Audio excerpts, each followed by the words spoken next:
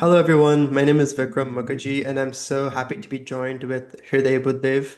How are you doing, Hriday bhai? Namaste everyone, I'm doing great. Thank you so much, Vikram Bhai, for having me as part of this wonderful series. Of course, I'm looking forward to the conversation today. Yeah, me too as well. I've been looking forward to this. First off, do you mind just telling us where in the world you are, and what you sort of do with Tabla and outside of Tabla? Yeah, sure. I'm a uni student. I'm in my last year of computer science at University of British Columbia here in Vancouver, Canada. I've been learning tabla since I was 4.5 years old, from various teachers. We'll get to that in a little bit. And I also play the Sarods. I've been learning Sarod since I was 10 years old. This is like my main sort of like pursuit outside of, my main academics, which is computer science. Yep. Yeah. No, that's awesome. And all three of those subjects are so complicated that I really give my hats off to you for balancing it all so well. Yeah, thank you. Yeah. Yeah, no, it's definitely a tough game balancing everything. Yeah, and I think for those of you watching, this is such a huge inspiration because I remember feeling in myself in college like there's nobody on campus that can relate to like, maybe not going out some night or like trying to cut your studying a little bit short so you can get just a little bit of Riyaaz in. So I'm very happy that we're having this conversation. Can totally relate to that one. The last one cutting my studying a little bit short. Of course. So yeah, let's just get into it. And the first thing I'd like to sort of talk about is Taalim, as you mentioned. So, Hriday bhai, would you mind sort of mentioning the names of your teachers and gurus thus far? I've had a very unique journey in terms of Taalim, for Tabla especially, because I've learned in total three different styles, but primarily Punjab and Lucknow. So my journey actually started with Sri Parthasarathi Mukherjee. He was visiting here in Vancouver at the time, and he knew my mom from the UK. So that was my first point of contact to learn from. So I learned from him for a year, and then he went back to India. So I was transferred to a local teacher. And then after that, I've also learned with two other teachers of the Punjab Gharana, both Shishyas of Pandit Yogesh Samtiji.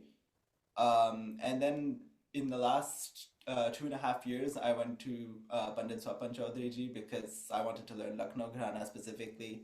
His style was very enchanting to me. And he's also on the same time zone, so classes really work out really efficiently. Yeah, no, that's beautiful. I think it's a part of many of our journeys, growing up outside of, India, Pakistan, Bangladesh, Yeah. to learn from many teachers just because you sort of start out with like what's available in your area, and then Yeah. you gradually find or hopefully find someone that can guide you in the right way. Yeah, and I feel like it's not only guiding you in the right way, but finding someone who really speaks to you in terms of what their art is doing. Of So I think course. I think when that happens, then it's kind of like magical almost, right? Like you feel like you've landed somewhat. Of course. Yeah, being able to identify with what you're learning Yeah, on a more like musical and emotional level. yeah, Yeah, exactly. yeah. So between all those teachers and experiences, I imagine you've had to travel quite a bit for your talim. Yeah, Um, yeah. how did you balance that? Like, I think that, if I can also provide a background, people sometimes might look at you a little bit sideways when you're like, okay, I need to travel 3, 4 hours away or take a flight somewhere to learn tabla. They might not really be understanding of of what that takes or why you're doing that. In Um, some case, s- so please, yeah. yeah, in some cases it was actually more like 9 hours. One of my previous teachers was also in the UK, so I would go there occasionally for classes as well. It worked out because we have most of my extended family there, but as you know, it's also definitely a pretty large distance to travel. Of course. Um, but other than that, most of my teachers have been. Luckily, I've had most of my other teachers being in Vancouver, so local, or Mhm. currently Pandit Swapan Chaudhary ji, who's in the Bay Area. So for me, it's only a 2 hour flight, so not that Yeah. bad. Yeah. No, that's definitely a little bit not terrible. So in addition to sort of traveling, how have you balanced the different types of talim that you've received? That's an interesting question. So yeah, actually, my foundation was primarily in Punjab Gharana. So we learned lots of different compositions, especially those emphasizing tita, like two finger tita. Mhm. Because Abaji used to play this a lot. Yogesh, as you know, also plays. He's very famous for the Ungli Ka Dhir Dhir and Yeah, other such things. So like so many things I learned were on this, dha teta dhara teta dhaga dina gina dha da teta teta dhara teta dhaga dina or yeah, dha gina teta ka teta da gina teta ka teta da gina teta dhaga gina dhaga dina and other such kaidas. So a lot of my earlier talim is very focused on kaidas like this. So what I found is that really develops your sense of like thinking through how to expand a composition. mm, Because especially Abaji's lineage is very systematic with the way it unfolds a qaida. It's very mhm. like it breaks it down sort of almost on like a granular level. Right. Takes each phrase and then manipulates it, and gets basically the best possible thing out of it. Yeah. So that was a lot of my earlier talim. And then when I went to Lucknow, Gharana, the focus is also different. Like we have qaidas, but the qaidas are a lot more expansive in terms of their language. Mm, So I'll get to some of that as well, but like examples like so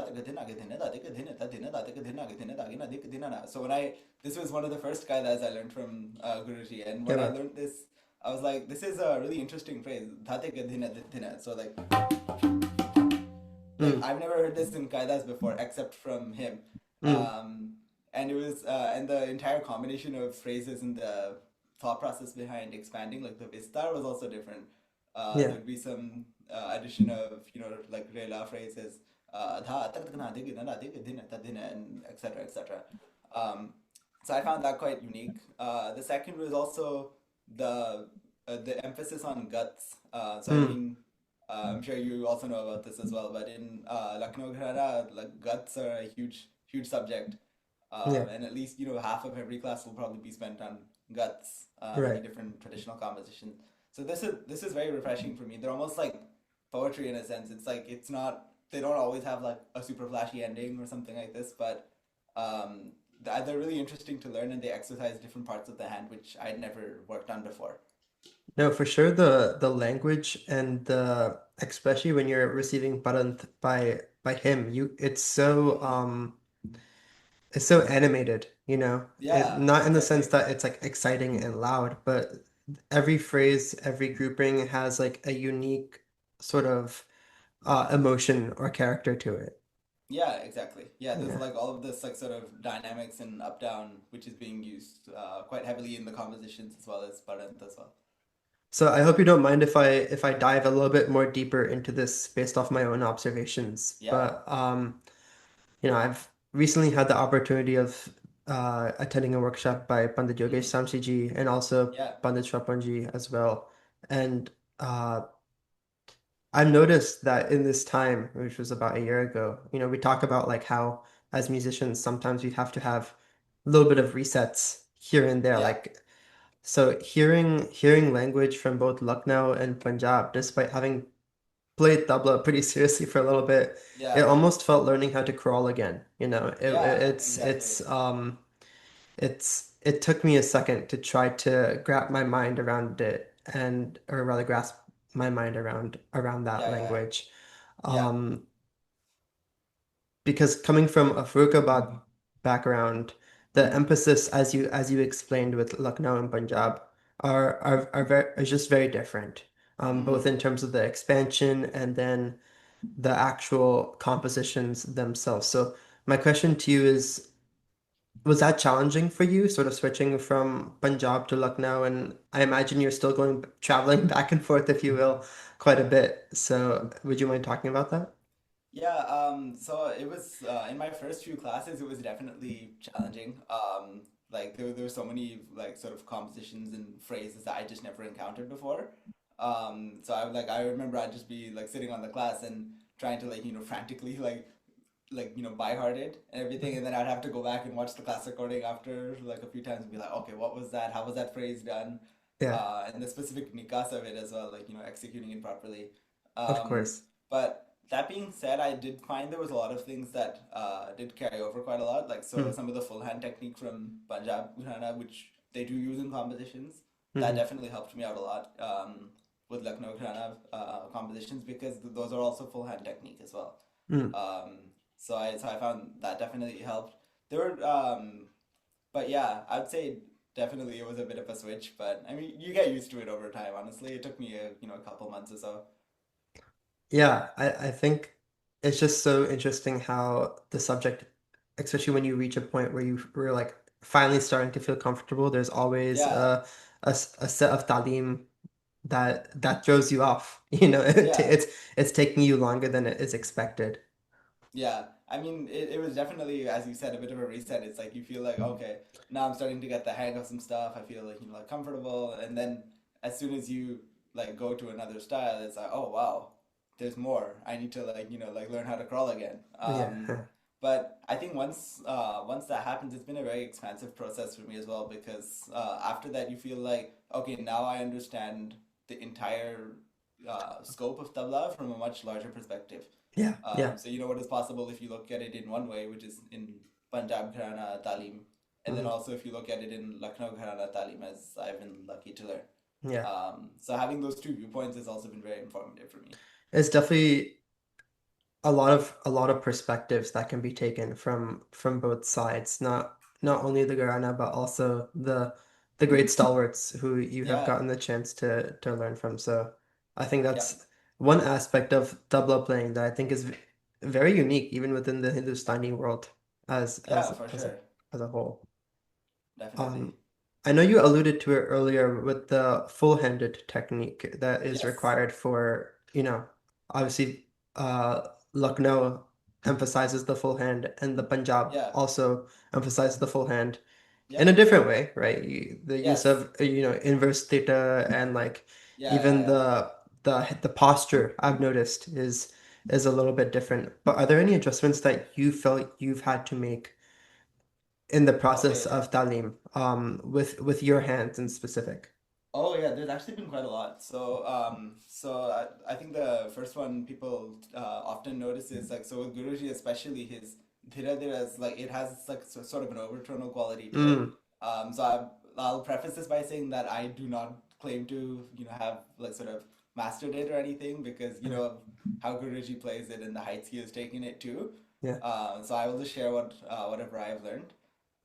But with his dhira dhira, like the first thing that stuck out to me is that it's not flush, right? Hmm. So when I Hmm. learned dhira dhira in Punjab, it was flush, right?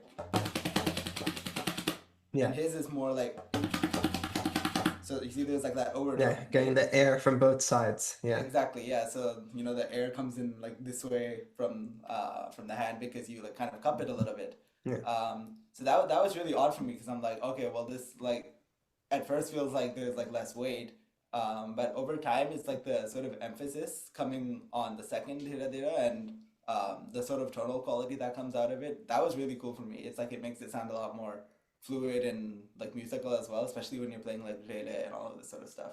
Yeah. Mm. So that was one adjustment point. Second was more like in terms of posture, as you said. So like when I used to play before going to Guruji, I used to have more like a slanted posture, so he helped me correct my posture as well.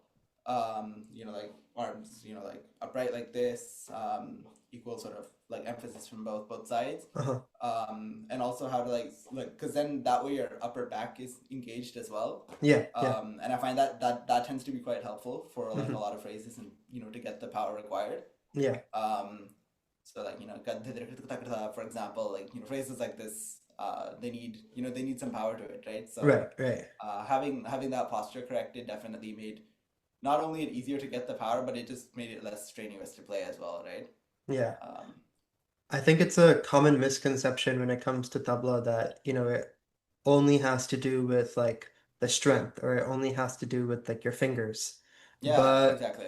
as you talk through posture and technique, as you explained, there's so much that from the way you sit to the way your back is arched to anything, it ultimately impacts the sound. So Yeah, for sure. that's something that I've heard across the board, and it's good to know that other people are thinking about this as well. Yeah, yeah, yeah, definitely. Now, one question out of curiosity I have for you is, you know, college for me was about 5 years ago, so I feel like Mm-hmm. mentally I'm a little bit removed from it. Yeah. But in the process of, studying and going to classes and, having a very active college life, what challenges have you faced in terms of facing Riaz, and how are you working to mitigate those challenges? Oh yeah, it's I mean, first of all, in college, especially if you're studying something like, CS or med or anything else like this, it's tough, right? Like you have very limited time and, trying to get all of your, classwork done, study for midterms, also, extracurriculars related to your own career, etc., right? Like, internships and all of that sort of stuff. For us, the lead code grind never stops, what can I say? But yeah, like alongside all of this, somehow you have to get the Riyaaz in. Like I find, um, I try lots of different strategies, like morning Riyaaz. Actually, I found it didn't. In my case, it didn't really work so well for me because I would constantly have my mind thinking about other assignments and things I have to do. So it just wouldn't be the most effective. Yeah, yeah. I would find often I would go to my dorm room. We had like a music room Mhm. downstairs. Like I couldn't practice in my room Yeah. because it would, I'd get noise complaints from everyone. Like what is this? What is this going on? Why is there so much bass like from the room above me, right? So, Yeah, yeah. but yeah, like we had a music room that we could like basically just get a key to Mhm. in our building and like practice. So I would go there usually around 8 o'clock at night after most things are done and be like, okay, now we're gonna just pick one thing, even if it's half an hour, and just like work on that specifically. Like be it maybe like a specific gut or something, try to bring out the beauty of that. Yeah. So I would really, I think what it taught me is to sort of like focus my Riyadh sessions, like not trying to like hit everything in one session, but see like one phrase or one composition, Mhm. or one maybe even aspect of playing like Upaj perhaps, right? And just work on that and see if you can get to somewhere which you are happier with by the end of the session. Yeah. Sort of taking S- little amounts of time and trying to maximize it yeah, to yeah, its full definitely. And capacity. and then the other thing I would do is try and basically add a few hours extra on the weekends, Yeah. because the weekends is like the biggest chunk of time I'd get. So maybe try and do 2.5 hours on a Saturday, like after eating something, or Sunday, for example. That would also help because I mean sometimes if you feel like you need to catch up, then Yeah. that would be a good way to do it. No, I'm so happy you said what you said because I think uh, I mean, I'll preface this by saying that in college, I definitely did not have that mindset. I would say probably for the good first half of college, or maybe the first year of college, that most of my Riyaz was like mini jam sessions with myself, and Oh, people would, we lived in like a circular building at Pitt, yeah, so like a lot of people would, stop by and the noise would travel. So it was yeah, not yeah, necessarily, I was doing Riyaz, but it was not necessarily the most productive Riaz. But like what you oh, said, to take a certain phrase or a certain concept and just try to focus on it for like, you know, 15 to 30 minutes or something like that, whatever time you yeah, have is much more of a sustainable practice long term. yeah, yeah. No, Luckily, I will say that that was not my experience for the entire time. Gradually, as I gradually as I matured, I was able to focus and hone in. Like I was fortunate at that point to be receiving Taalim on a more regular basis, so I yeah, was able yeah, to practice what that lesson was, or things yeah, like yeah, that. yeah, But yeah, yeah. um, Nice. yeah. So What then did you study in college again, by the way? I studied neuroscience in college. Oh wow, awesome, Yeah, nice. so nowhere near as intense as CS, but Oh no no no! I beg to differ. One of my best friends is in neuroscience right now. I think he's got a heavier workload than me actually. Yeah, I Wow. think it is challenging. But the one thing I wanted to ask you actually related to sort of studying now and posture is obviously, as double players we have a huge dependence on our hands. Yeah, So with typing and even the use of a pencil, do you yeah. do you try to, or even other things like, exercising, going to the gym, Mm-hmm. or like Yeah, yeah. how have you made sort of lifestyle adjustments to balance sort of your tabla and also your sarod practice? So that's I'd say for Sarod, I found like less of an impact. Hmm. The main thing for Sarod is that like my back and shoulder needs to be in good condition. Mm. Because I mean like and then also your hips need to be flexible because when you're sitting for long periods of time, with the like crossed over, Hmm. then that can become uncomfortable if you don't have that flexibility. So I'm lucky. I used to do a lot more like yoga than I do now Yeah, when I yeah, was younger. So that helped me out a lot with my flexibility. I should really probably tap back into that. yeah. But I mean, there's been no time lately. But that's helped me a lot. I'd say the biggest like challenge in terms of lifestyle is probably like lifting weights, as you said. Mhm. A lot of people know this because like just like builds tension in the hands. For tabla, you need as little tension as possible, basically. Yeah. So I mean, I do things like stretching afterwards, active stretching in between exercises. But I think the biggest thing you have to do is adjust your practice in such a way that you're not like straining yourself. Mm. Um, like even if you're practicing a phrase like slowly, because like sometimes I find this on days that I've been to the gym, like I can't play at the speed I would like to, right? Yeah, yeah, Um, just because like my arms are worn, like I've gripped things pretty hard for quite a while, right? yeah, But if you practice the same phrase slowly, you will still get benefits out of doing that, right? yeah, And once you feel like a little bit more recovered, like maybe on like one of your rest days, then it all kicks back in. yeah, That's been my experience. I think ultimately the other thing is that like you kind of have to realize like a little bit harder yeah. when you do things that are like sort of physically strenuous, because otherwise you lose certain aspects to the hand, right? Like that flexibility and the ability to like throw your hand. Yeah, yeah. Um, yeah, I think having that intentionality with yourself to some regard to like you said, right? You have that self-awareness like, okay, I have a rest day coming up, so that means that yeah, maybe I can adjust my Riyaaz in this way, or like I had noticed that like my chest or shoulders are sore, so yeah. maybe not the best day to be doing intense there practice. Yeah, But I'm guilty of that. I've done that many times, like trying to yeah. mix the two on the same day. But Well, I guess both are semi-addicting, so yeah, exactly. you Yeah, can't really stop ourselves in that yeah, regard. exactly. Yeah, Yeah, I can pick. yeah. Yeah, So, uh, Hriday, as you mentioned, or rather not as you mentioned, as I am mentioning, you are multi-talented, multifaceted. You play Sarod as well. So, if you don't mind, would you mind talking through your Sarod journey as well and what inspired you to get started with Sarod? yeah. So that was also an interesting one for me. So I'd been growing up listening to a lot of all instrumental music, not just tabla, in my house because my mom has a background with producing a lot of concerts for the Asian music circuit back in London. Oh, awesome. Um, so she has like all of that like that whole CD collection of like so many wonderful concerts that happened in the 90s. Hmm. And I grew up listening to that.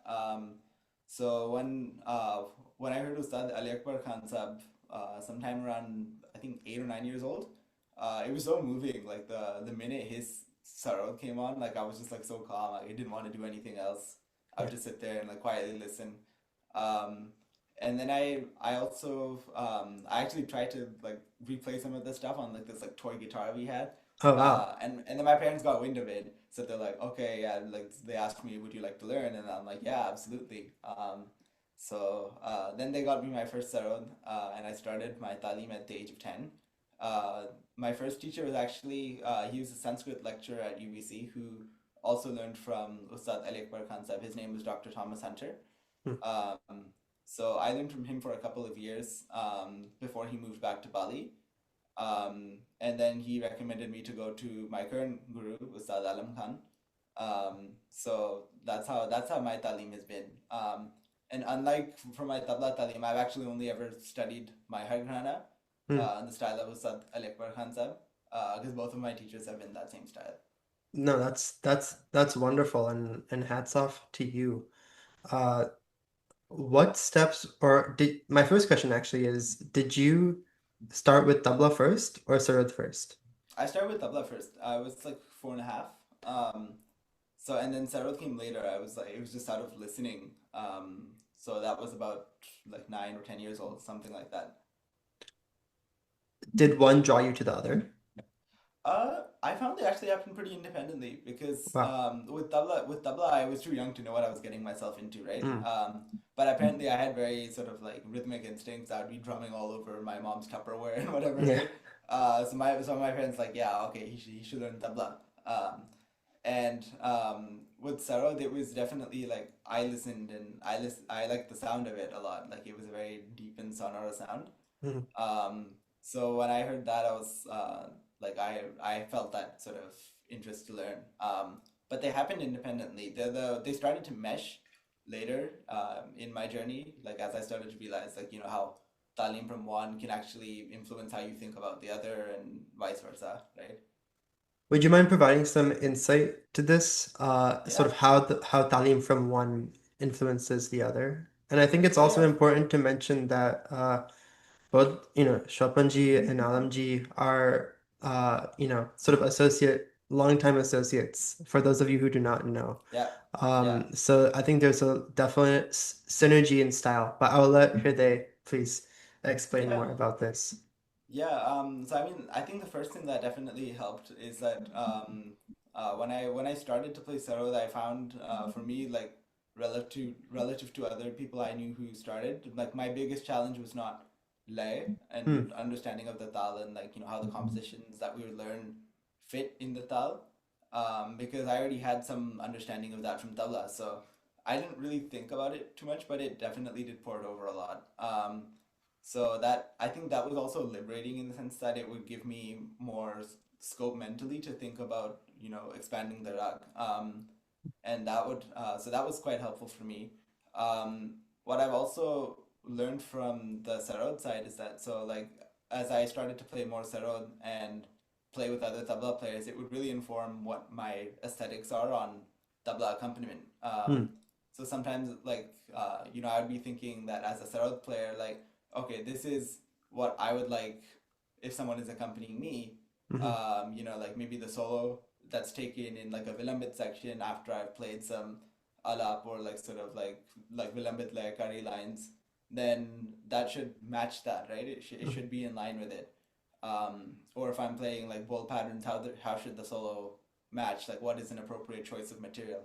So after I started learning Sarod, I'd say that's when it really started to filter into my tabla accompaniment, especially with instrumental music. Because like at the time I was also getting to play with instrumentalists here, and that sort of understanding that okay, if I was the instrumentalist, what do I want? Right. That would filter into my own accompaniment and the choices I make when I'm accompanying other artists. That's so beautiful. Thank you. Thank you so much for sharing that. Oh, my pleasure. So yeah, we were just talking about how your knowledge of Sarod has informed your ability to provide Tabla Sangat. Yeah. But something I want to know is whether the compositions you have learned in tabla have provided some sort of avenues to explore while playing sarod as well. Yeah, there's actually been a couple, some like kaidas as well, like some of the patterns. Hmm. I've actually tried doing some stuff with bowl patterns like that, like so right hand work on the Hmm. sarod. That's been interesting, and also the other obvious thing that is filtered over is being able to explore different jatis. Hmm. So I mean, I don't do this all the time in my playing, Yeah. but I definitely do explore it in some cases. So doing things like Mishra Jati in some lines or Khanda Jati in some lines, Hmm. even like Sankirna Jati. I mean, because I've worked on some of these things in my tabla playing, that is also like filtered into my sarod playing, and like I can try these things and feel more comfortable with it. Um, I'd say the last thing is also like working on different tals. Hmm. So I mean, I enjoy playing a lot of odd tals as well, like like mat tal, rupak especially, jap tal, and I think having that sort of like foundation in like understanding layakari and sort of like patterns that will get you from one to one, basically, like from Right. Right. like how how to like construct tihais like sort of systematically and improvise in tabla, like that same instinct and being able to feel your way around the tal, that also happens in sarod. I mean, like I didn't. This is something I didn't really try to do explicitly, but it just like I found it just came a lot more naturally when I started to play the sarod. and started to try compositions in tals other than the tal. Yeah, I definitely would say that, and I hope that you would agree that Tabla in many ways is so foundational. Like it Yeah, provides so much foundational knowledge for really any musical pursuit, be it in yeah, Hindustani, Carnatic, Western, it doesn't really matter. It absolutely. Yeah, helps. yeah, Yeah. definitely. And it definitely makes me happy to hear you say that, in exploring, guts and bandishes of different types, that you find your understanding of tabla to impact that. Yeah, definitely. Yeah. From a tonal quality, do you also feel like there are some influences? I think it goes back more to the point of where like what I want as a Sarod player from a Hmm. tabla accompaniment that kind of influences what I do, Hmm. especially with playing like with other instrumentalists. So with like I think one thing that Guruji also talks about this a lot is quality of sur, Hmm. like The the quality of resonance. that sounds the quality of that sound and I think some like how you also use it when playing with other instrumentalists sometimes something I noticed with Guruji, he used to do this a lot with Baba and also with my Guruji, Alamji, and is like on the sum of like a Vilamit Gat or like when you hit the Antara, so like the your sum will basically be like it would be on sur because it provides more of like a full Yeah. resonance, right? And that would Right. highlight the tarsa that is being done by the sarod player in that Yeah. case. So things like this I would kind of pick up when looking at the interplay between these two artists, and I'm like, wow, this is awesome. Like I think trying to cultivate that sur and that resonance in my own playing that would make me a better tabla accompanist, especially for instrumental music. Yeah. No, I'm so happy you brought up that point because it's something that I think I was unaware of at the beginning, but gladly slowly as I'm starting to gain more musical knowledge, it's making a little bit more sense, right? That Yeah, singular sword strike on the antara, whether it's on like beat three or beat seven, or even on the sum yeah, itself, yeah, it's yeah, I think at the beginning it felt almost arbitrary to me. But now yeah, that I'm sort of seeing it from a different perspective, it definitely helps to sort of like yeah, restabilize the sa. yeah, yeah. Yeah. Like just like bring it out and like sort of emphasize like the moving to the next section sort of thing, right? Yeah. Um, I mean, this is all taken me some time to understand as well. Like I wouldn't have noticed it when I was like younger, but like like now when I listen to Baba and Guruji playing some of those classic '90s recordings and whatever, right? I'll notice these things and I'm like, wow, the way that he highlights certain aspects or like certain points in the composition really bring makes it a better canvas for Baba to improvise and to expand Mhm. the rag. So in addition to sort of the bandishkari that you learn or the gatkari that you learn in sort of the playing, you also obviously learn ragas. So Yeah, how yeah. how have how has your understanding of raga informed your tabla sangat? Yeah, this is an interesting one because I think sometimes, I mean, every rag has its own sort of like roop, like its own mood. Hmm.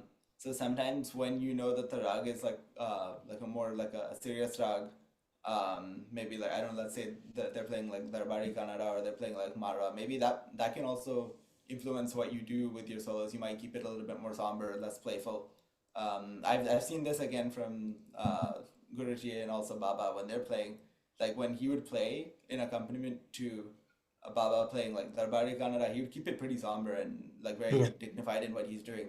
And then as soon as it changes to something else, maybe like Desh, it'll be suddenly a lot more playful and like there's like all of this other, like Riyaaz and like all of these things happening, right? Yeah. Um, so I think choices like that.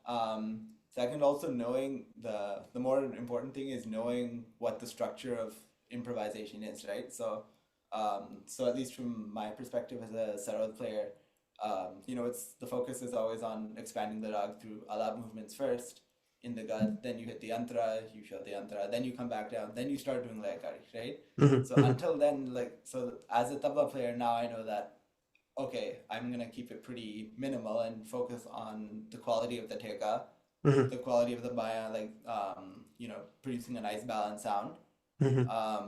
and just giving a clean canvas for the instrumentalist or even vocalist to do their thing and expand the rag. Then once it comes back to the layakari portion, then that's when you can start playing in and responding more. And thinking about like, okay, well, if they're playing in fives, now I got to think of solos in fives and et cetera, right? But it gives you that context because once you know that they're just doing, like sort of alap or like bharat of the rag, then you starting to go and play like super fast Riyaaz and stuff. Yeah, yeah, yeah, It just doesn't make sense, right? yeah. And so whatever you're doing has to line up with what they're doing, basically, Of in course. short, I guess. Yeah, I think that in the process of learning tabla and learning Sangat in specific, I think a lot of people might tell you that you have to learn it based off intuition and listening. But also, I think another equal aspect of that is having that outline in your head as to what the progression is, Yes. and being able to format that accordingly. And I think that like one way obviously is, you've taken a deep dive into Sarod itself, but also to just have, conversations and be a continuous learner in Yeah, that way, exactly. you know. Yeah.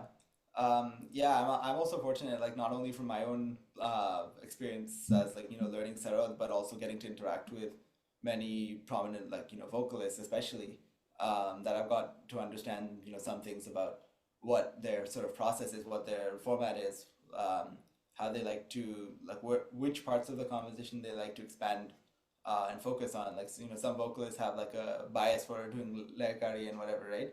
Yeah. That's some Gharanas have that style. Other Gharanas will focus like exclusively on doing, like Rag Bharat, Mm. and specifically it is all just like Swarvista, right?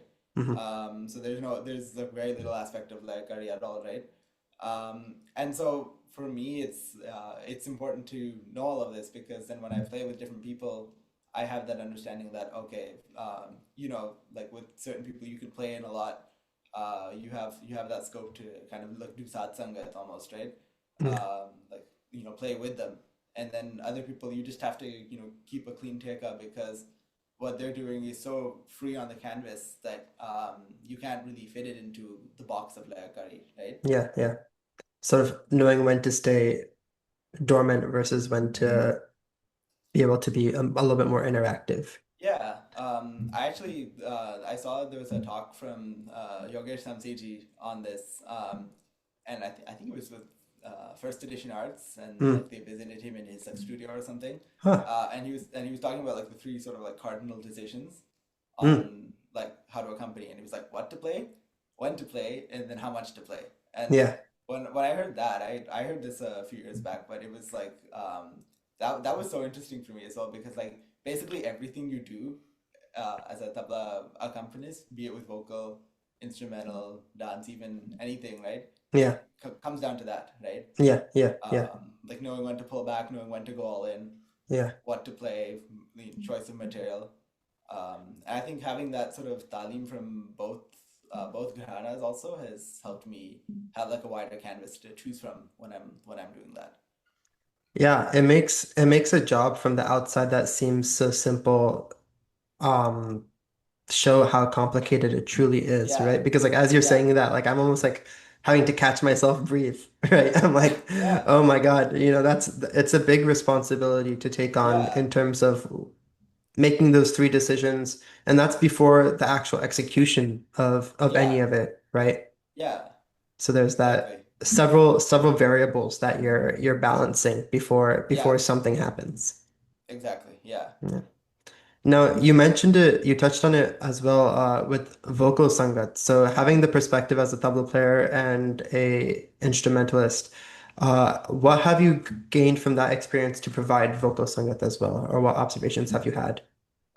So I mean, actually, there's certain things you do in instrumental accompaniment that definitely carry over. Mhm. So I think some aspects with like layakari, like when the vocalist takes layakari, you can think about it like kind of playing in with them. but Hmm. the approach is slightly different. Like I'd find with instrumental accompaniment, especially with the Gharana I play, Hmm. like my hard Gharana, like there's a lot of back and forth, right? So Hmm. the instrumentalist plays 1/9, maybe 5 6 cycles. Then the tabla player takes a solo, maybe about 2 cycles, also following the same idea, right? But it's like Yeah. back and forth. Right. Right. What I find with vocal is you're kind of doing it in like kind of embedded. It's not like you're not going back and forth and taking solos every 3 4 minutes, right? Right. Right. Because the format just simply doesn't allow that, right? Like Yeah. Vinamit Ektal or Vilambit Tilwara or whatever it is, right? It like you can't do that. No. The lay is much slower. And then so I think what it definitely made me think about is like with vocal, you have to think about how to like embellish while the vocalist is doing their thing. Like even if it's just the teka, like simple variations on the baya, right? Maybe to highlight like if they're doing like gamak or something, maybe they're working on that subject, right? I think things like this I had to kind of learn Hmm.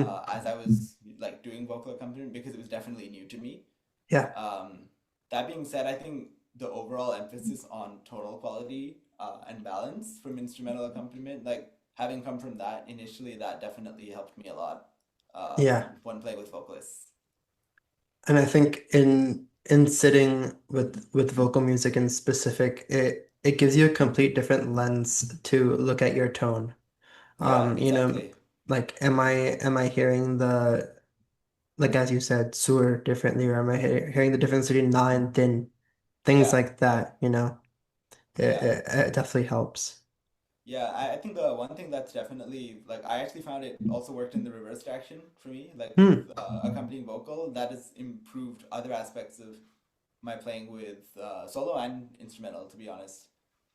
Because the emphasis, since most of the emphasis is on the teka itself, you're worrying about like how to make it most balanced, how to give a nice weighty teka, especially, right? Hmm. I think that like my baya weight and like weight of my overall strokes is definitely improved after playing with vocal. Yeah. That would be my experience. Um, so I mean, I think that definitely carries over to solo and instrumental music. And I think everyone vocalizes it different, but it's something hard to provide an explanation for. I mean, I think Yeah. that what I've observed from good vocal accompaniment, listening and good instrumental accompaniment, specifically with vocal accompaniment based off the Gharanas. I mean, obviously tone is like the gold, Hmm. 'cause tone is there, but like how much embellishment you can do on the baya and like, Yeah. if is especially for Villain Tekas, like is your tone matching how they're arriving to some, Yeah. you know, Exactly. like Yeah. anticipatory in a sense. Yeah. Anticipatory and also like it definitely provides more of like you have to think about how to play with open sounds, especially with like Mhm. vocal music, right? Like if you play like a lot of like sort of like closed syllables, like way too many like tirakitas in the teka, it may not sound as pleasing, right? Yeah. Um, so how to work with like even if you're playing like vilambit teka, right?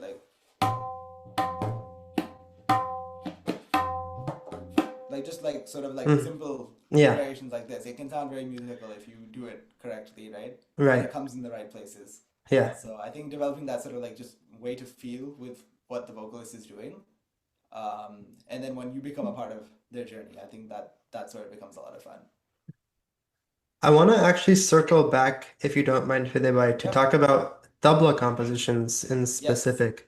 I know you mentioned that, in Punjab, there's a certain emphasis being played on the bharat of kaidas, kaida vistars, and if I may Yeah. add, like chand in itself, Yeah. right? Different, Yeah. Yeah. Yeah. different chands and Lekai. That seems like a little bit too much of a broad term, but playing Mm-hmm. with like different concepts, right? Like Yeah. playing Kaida's Anagat, for example, that's Yeah. like something that Zakarji and Yogesh Yeah. do Yeah. that are just mind blowing, right? Yeah. I know So completely. if you don't mind, and then on the other hand, right, with Lucknow, the actual tone and then the presence and the character that each composition have has. Yeah.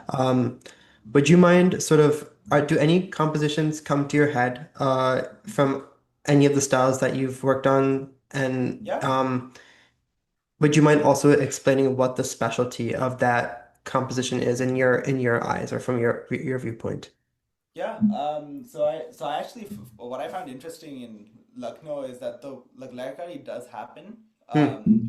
but it doesn't happen in the same way as in Punjab. So in Punjab, like as you mentioned, like there's like even it'll go as far as taking a whole qaida and playing the entire qaida anagat, right? Hmm. Uh,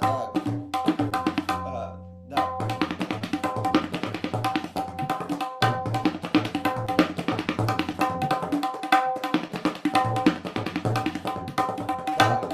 like it's all offbeat, Yeah, right? offbeat. Yeah, yeah. Got it. And then what I found in Lucknow is like the Layakari manifests itself in like a sort of subtle way. So Hmm. like one composition that comes to mind is da gina githina kata githina kata githina gina da githina gina githina da gita githina da githina da gina da githina gina da githina gran gran gran. That's the Uh-huh. first part.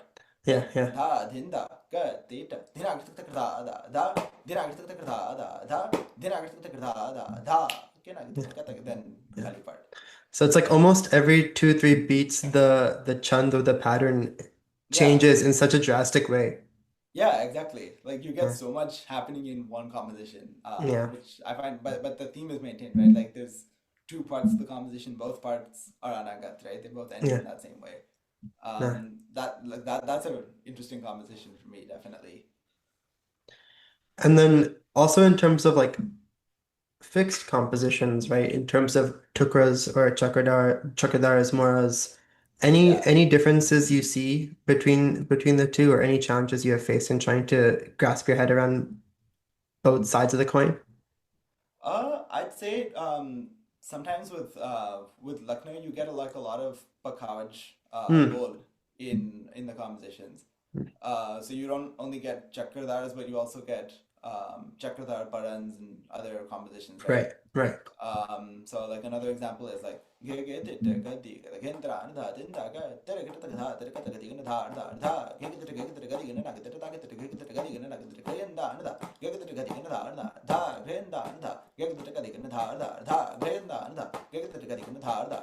Hmm.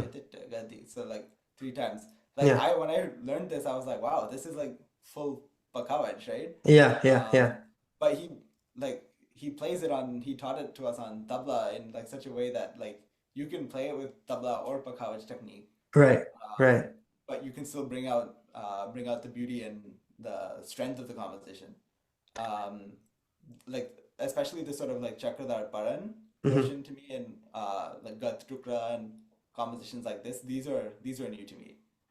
Yeah, it's so interesting sort of as you grow and you learn more compositions, the transferability that can occur Yeah, between the both, right? yeah, Because I definitely. think there's a long time that I viewed them very much in isolation. Yeah, But as you mentioned, right, like both of those techniques, like either technique could be used based off of how you want to portray it for either composition. yeah, Yeah. exactly. He taught one similar one da da da kit tak tik tak na kit tak tak tak tik tak ta tak din kintaran da din na ka tik tak ta ka tik and tan tan da dan dan da tan tan da tik tak tik da. Yeah, Yeah, sort of like yeah. I think so that much that's super cool. expression, and like it Yeah, could be played either way. yeah. I also find one thing that's really cool about Lucknow is that some of the not all of the tukras have like they don't all have like a very dense ending, right? Some of them have very simple and subtle endings. Yeah. Like Guruji himself, like he'll express his preference with this a lot. But like one example is this. Uh,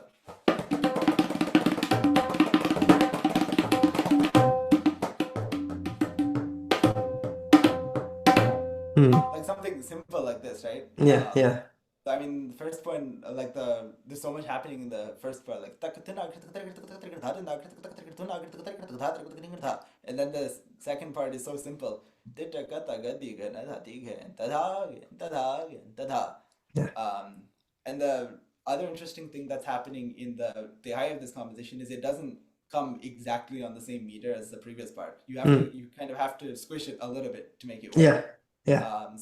So in Lucknow, there's this like sort of like human element to the lay almost. Yeah, But it's very musical, like the ta ti ta ka ta ka di ga na ta ti gen ta da ta da ta da. Like you right. kind of compress it a little bit for it to come. Yeah, yeah.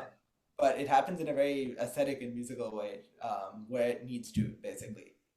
It's definitely interesting listening to compositions across masters because in many ways, they might be playing similar themes of compositions, but the way they're adjusting, specifically like the end or the high portions Yeah, of the composition adds like a whole different level of musicality that yeah, I found very fascinating.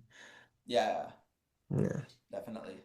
And I think it's something that I'm interested in exploring is like why those, changes have occurred in the evolution of double playing. Because I think a big part of like these conversations that I've been so blessed to have with, tabla players is I've been able to learn so much about Yeah, different Gharanas, different perspectives, different compositions. yeah, And that in itself, I feel like is the evolution, right? yeah, I think Tabla as a whole is like a lot more of an accessible form right now. yeah, definitely. So it's interesting to see how the world's coming together in many ways and the access we have to like YouTube and things like that is impacting the way we can learn and influence our tabla playing as well. Yeah, exactly. Yeah, that's true. So, Hriday, we're approaching the end of the podcast, but there's sort of a couple things that I wanted to ask you about, and you know, I might be eating my words later if we have to extend our time. But living in Vancouver, would you mind describing sort of both like the musical scene there? Yeah. So I've lived in Vancouver like my like entire life basically. Hmm. The musical scene has definitely grown a lot here. And I've gotten a lot of opportunities to interact with good local musicians here and visiting musicians. We've had more visiting musicians come here in the last few years. So I've had many good opportunities to accompany different people. I'd say that that's definitely shaped my sort of lens on the entire thing a lot. Hmm. Um, I I think the challenge if you live outside of India, especially, or somewhere where there is a lot of Hindustani classical music going on in the public space, is um, finding friends your age to relate to. I think Yeah, that's the biggest challenge. Like often you can find other classical musicians and people who listen to it, but finding people in your own age group that like they could just be your friend, I don't know, playing basketball with you or something, and then you can yeah, also like talk with them about like, oh, you've been learning as well, like, oh, what do you think of this, and like, what do you think of how to approach this composition and stuff like that, or like what's working for you, that sort of stuff, right? yeah, yeah, So I think that's the biggest challenge. I think the flip side to it is that now we're also connected, right? Like I have so many musical friends outside of Vancouver as well, in places like Seattle, the Bay Area, like you as well. You're in New York, right? yeah. Pennsylvania and North Pennsylvania. Carolina. Yeah, Okay, nice. Yeah, yeah. yeah. And like this is it. Like basically friends all over the globe who are Of like course. like young people into uh, Hindustani classical music and who are pursuing it very seriously. Yeah. So I think that has definitely been the best thing. Because growing up here it definitely forces you to like reach out and find that tribe. Yeah. But once you do it, it's very satisfying. No, of course, having access to that community, I think, is like one of the singular best things you can do for your growth Yeah, at any exactly. stage because it inspires you musically, and you feel like this art that is I think a little bit distant to a lot of Yeah. people is more personable. Yeah, exactly. It feels like more approachable. You have people you can just like talk about it with like any other thing, right? It doesn't suddenly become this sort of like alien thing to anyone else besides you and your own talim, right? Yeah. So having other people you can relate to with that is very important.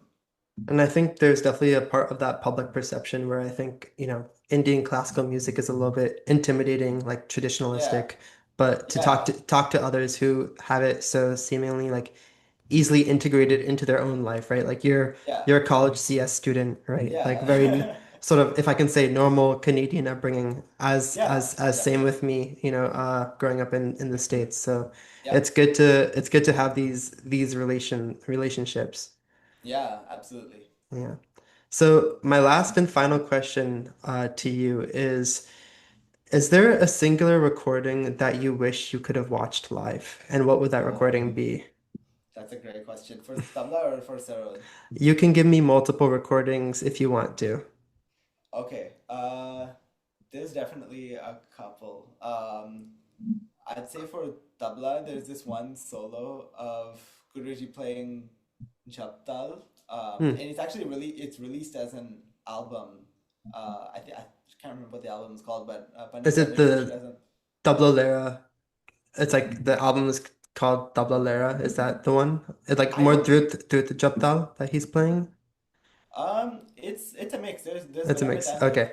Okay. and the I remember specifically the Nagma was in Puriya Danashi by Ramesh Mishraji. Hmm.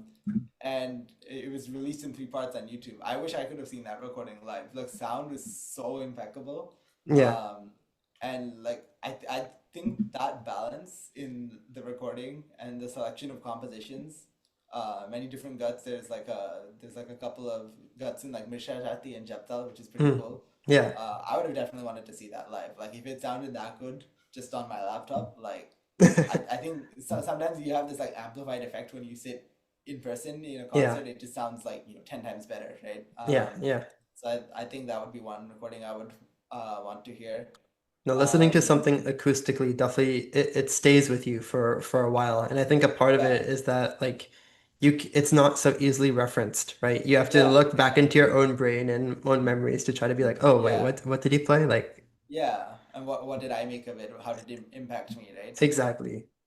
Um, I'd say for Sarod, it's actually hard as well because there's quite a lot of different recordings that I would want to listen to. Um, but there's this one recording of Baba playing Malua Kedar on Mm, All India Radio. It's from like the 50s. yeah. I wish I could have seen that live. It was such a nice recording. He played for about 20 minutes, played like a Madhyalaya composition. Uh-huh. That recording has stayed with me for a long time. I heard it 3 years ago and I still think about it. It's like one of my go-tos. Yeah, no, I think I've seen that pop up on my YouTube feed. Like I think it has like a yellow thumbnail is Yeah, popping into yeah, my right. head. But Yeah, it's yeah, that's super interesting. I'll definitely give it a second listen with the new yeah. perspective this time. Yes, yes. Yeah. Well, thank you so much, Hriday. I super appreciate you being here and sharing so much. Thank you so much for having me, man. It's been a pleasure talking to you and getting to share whatever little I know about Tabla and Sarod with you and like share some of my perspectives as well. Yeah. Well, thank you again. Bye bye.